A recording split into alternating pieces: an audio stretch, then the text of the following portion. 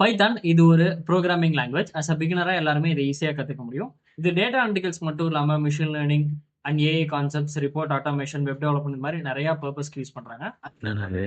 Data அனலிட்டிகல்ஸ்ல எது எதுக்கெல்லாம் நம்ம யூஸ் பண்றோம் அப்படின்னு பாத்தீங்கன்னா, first one data collection, data cleaning, data transformation and visuals create பண்றது அண்ட் ரிப்போர்ட் ஆட்டோமேஷன். இது எல்லாத்துக்குமே நம்ம யூஸ் பண்றோம். புரியுதா? பயங்கர சேலஞ்ச் இருக்கு உனக்கு. ஸோ இதில் என்னென்னலாம் கற்றுக்கணும்னா, ஃபர்ஸ்ட் பைத்தனுடைய பேசிக்ஸ். ஃபார் எக்ஸாம்பிளுக்கு டேட்டா டைப்னா என்ன, வேரியபிள்ஸ்னா என்ன, ஸோ இந்த மாதிரி பேசிக் லெவலில் இருக்கக்கூடியதெல்லாம் ஃபர்ஸ்ட் கற்றுக்கணும். அண்ட் லைப்ரரிஸ் பார்க்கும்போது நம்பை அண்ட் பேண்டாஸ், இது வந்து டேட்டாவை லோட் பண்ணி அனலிசிஸ் பண்ணுறதுக்காக யூஸ் பண்ணுறது. அண்ட் நெக்ஸ்ட் பார்த்தீங்கன்னா மேட்ப்ளாட்லிப், சீபான் அண்ட் பிளாட்டிங். ஸோ இது மூணும் சார்ட்ஸை கிரியேட் பண்ணுறதுக்கு. அண்ட் நெக்ஸ்ட் பார்த்தீங்கன்னா எக்ஸல் ரிப்போர்ட் ஆட்டோமேஷன் பண்ணுறதுக்கு நம்ம ஓப்பன் பை எக்ஸல் அப்படின்ற லைப்ரரி கற்றுப்போம்.